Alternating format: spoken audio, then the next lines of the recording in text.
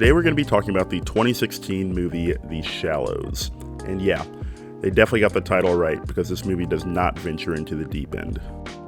This movie is directed by Jaume Collet-Sera. I'm very sorry if I mispronounced that at all. I didn't really know anything about him before this movie, but he has definitely directed a lot of Liam Neeson movies, like a lot of them. Like he directed 5 movies between 2011 and 2008, and 4 of them starred Liam Neeson, and the other one is this movie, The Shallows. Thank you, but it's pronounced 2018. It's not 2008. This was a really strange time in action movie history where Liam Neeson just kept on making those Taken movies, but he only called half of them Taken. What a weird time this was. I'd like to ask a few questions about this breakfast cereal. Yeah, box of tricks. I've been led to understand that tricks are exclusively for children. Is that correct? Well, I mean, they say tricks are for kids in the commercials. And is that enforced by law? Not to my knowledge, no. You do understand that I myself am not a child. I was able to sniff that out, yeah. Okay, I'm going to bring these back to my apartment. Yeah, you'll be okay. I won't be followed. No, that's not in our budget here. Hey, I won't forget what you've done for me here today. I would prefer that you do. He also made the House of Wax remake, which is some great fun to watch with the pals. It's really dumb and has some of the worst acting ever, but it's also insanely dark and twisted at certain points and doesn't take itself too seriously. When Joel and Jaume described the movie to me, they said House of Wax was an old film and that we were going to be doing a remake of it, and it was a scary movie. I've always been a huge fan of horror films, so the marketing hook for the film was See Paris Die, and that was everywhere. They had billboards, but it was pretty genius because everyone did want to see me die, so. The first orphan movie that he directed was also really great. This guy has made a bunch of really great movies, but this one's a bit of a misstep. You can tell that he has talent because this is not shot in a generic way. There's a lot of things in this movie that set it apart from other movies from this overpack genre, so I gotta applaud him for that. But before I go too deep into the things I like about this movie, let me explain the goofy plot really quickly. So now we meet our main character, Serena. Her mom died of cancer, so she's taking some time off of medical school so that she can really relax on the beach and do some secret surfing. And yeah, I don't remember what her name is in this movie, I'm sorry. It's Blake Lively, but she'll always be Serena or Serenar for the gossip girlies like me. For some reason, she's really obsessed with getting to this secret beach that's completely secluded and only for locals. Like, girl. Like, it's not the vibe. Stop! My God, I can't. She's so desperate for this beach that she gets a ride from a random stranger who promises he knows where it is and doesn't even have a plan to get home. I'm starting to think that she would probably be stranded here even if the shark didn't come and attack her. The way that Serena shames her friend, I mean, it's really only there to over-explain on why she's going to be alone, but it's quite funny. I don't think that they're really that close of friends. My friend, mi amigo, the girl we left back at the hotel? She smelled like Don Julio and bad choices. Serenar is having a great time at the beach and surfs with some locals even before trying to catch one more wave before heading back home. And yeah, it's gonna hit that Hollywood trope where if anyone ever decides to do one more run, it's never gonna go how you want it to. It's not like she even has a plan to get home anyways. I mean, she said she's gonna take an Uber, not thinking that Uber comes out here. And how are you getting out from here? Uber. Who's Uber? So yeah, the plot of the movie finally begins, and a massive chonker of a shark starts his attack and forces her to swim to an isolated rock, and now we are at our movie. This is what the movie is. We're going to be sitting on this rock for a very, very long time. While Serena is contemplating just how fucked she is right now, we get a fuck ton of foreshadowing. They really want to show off this jewelry so you're not surprised when she uses it later. Like, what is really the purpose of this other than just filling time? This is the worst! It's really just Serena versus the shark, but at least she does have one friend here. It's a seagull, and she names his seagull Steven Seagull, and I gotta say, that shit's funny. You got me on that one. That's very funny. After the first night, the first glimpse of help finally shows up, and of course, it's a very outdated stereotype of a drunk Mexican. And also, of course, he's not a good person and just steals her shit. Here's a good one. It's the stereotypical sleepy Mexican. What? Oh, man, what time is it? Oh, I'm sorry. I thought you were a wax sculpture. No, man, I'm the janitor. I'm supposed to be cleaning, but I'm so tired. Oh, I'm so sleepy. This movie. At least he gives Mr. Sharky some yummy Mexican food when he gets greedy and tries to steal her surfboard. Well, that didn't work. But now 2 locals show back up and they're ready to shred some gnar, but they get the same fate as the drunk dude. Yummy shark food. So with high tide coming very soon, Serena finds the motivation to finally make a break for the buoy. It's a bit far away, and I don't understand why if she's making a break for something she wouldn't just go to the beach, but that's not what this movie's about. This movie isn't about logic. It's about Serena versus a shark, and we need more of it. This is when this movie takes a bit too much silly juice and falls into goofball territory. So now that she made it to the buoy, she needs to come up with a plan. And yeah, it's gonna be pretty stupid. She decides that she should try to light this aquatic beast that is literally in the water on fire. Like, holy shit, she literally tries to light a shark on fire. My jaw completely dropped when I saw this, and the look on her face when it doesn't work is just amazing. She really thought she was cooking with this one.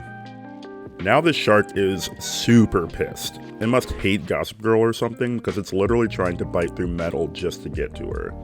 I just can't imagine a shark would really care this much about a random woman. It's so strange how it seems to hate her, like have a visceral hate for this particular person. He's already eaten 3 people. Is he really that hungry? Or is this just pure vengeance against Serena? This is when the movie takes one more chug of silly juice and really falls dead into goofball territory. Serena tricks the shark into chasing her underwater, and at the last minute she pulls away and the shark gets impaled on the anchor. But I'm a bit confused by this. A shark is definitely more agile than a woman underwater. There's just no way that the shark wouldn't just stop or turn. It's a fucking shark in the water. It definitely has more agility underwater than some socialite from New York City. I guess she just passes out and is found on the beach by the little boy from the opening, but like what? If you pass out when you're 40 feet underwater, you die. You don't just reincarnate on the beach like it's Call of Duty or something.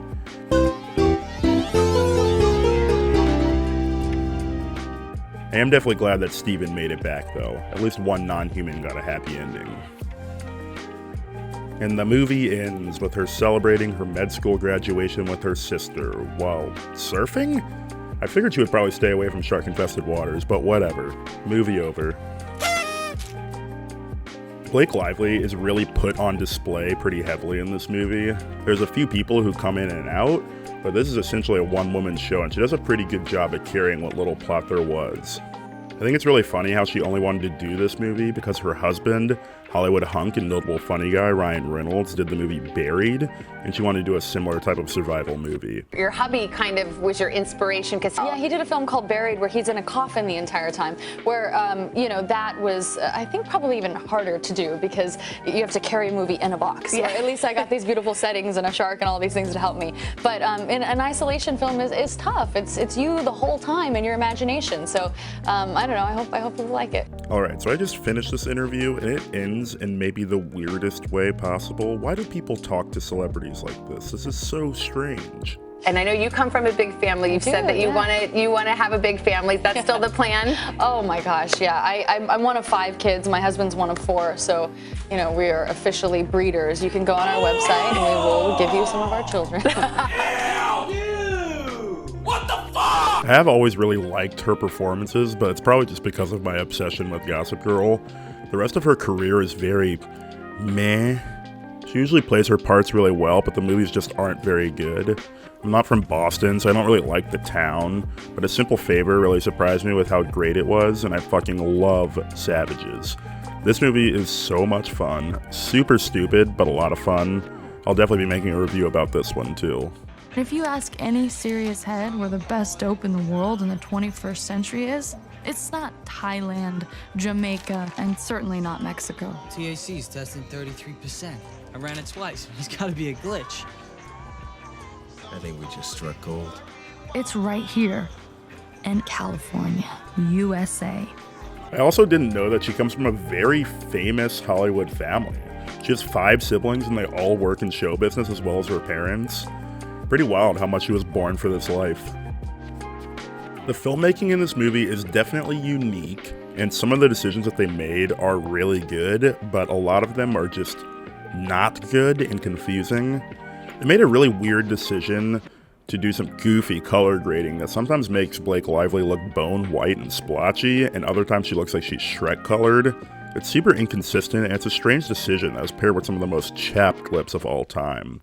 It's just not a good look, and it definitely could work well in a grittier movie, but it just feels sloppy and last minute in this one.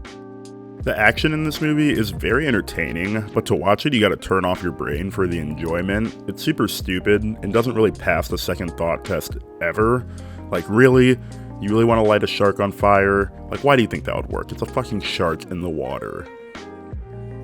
One thing that I did really like about this movie is that they used a fun little filmmaking technique where you would lose sight of people in the ocean on a rising wave, and after the wave passes, they would disappear without a camera cut. Honestly, these were great shots, and I really enjoyed them the first and second time that they came up. You like that? You like that?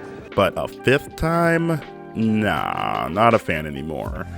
I really wish they were a lot more patient with this because it was super well done, but way too repetitive for it to stay being a positive addition to the cinematography.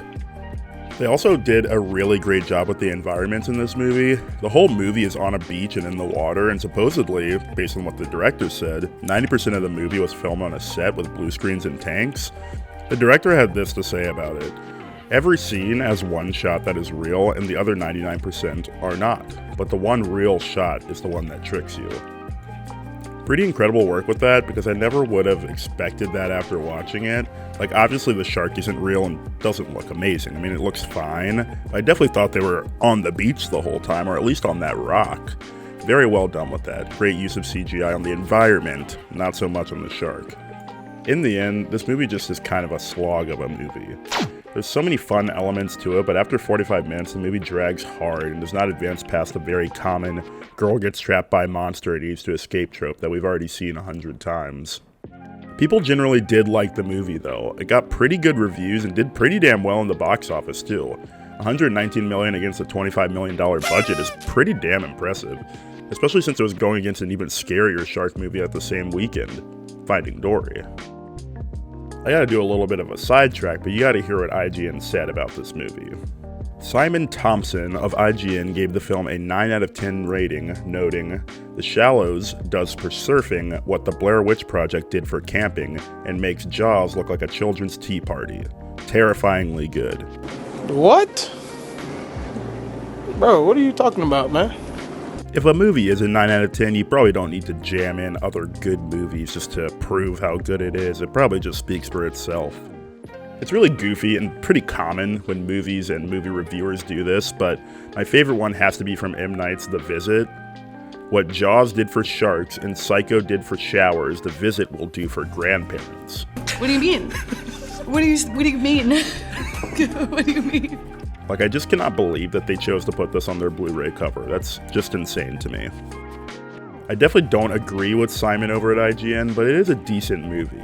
It's definitely not very good, but it's not bad either. It's already a short movie, which I do like, but a lot of it really should have been cut out because it drags so much once she gets trapped on the rock, and come on. The fire, I mean, that was just such a strange thing to add in. It's so dumb. It's so dumb, it's brilliant. No! It's just dumb. So yeah, I like it because it has a distinct look to it, and it holds your attention very well for a movie that is mostly just Serena van der Woodsen trapped on a rock. I don't really like the goofy writing though. There are better ways to make it exciting at the end while still being fun and entertaining and semi-realistic. Like, why did you add the fire? I hate that scene so much I can't stop talking about it. Fuck you, turn that shit off. But yeah, I mean, that's all I really have to say about this one. See you next time.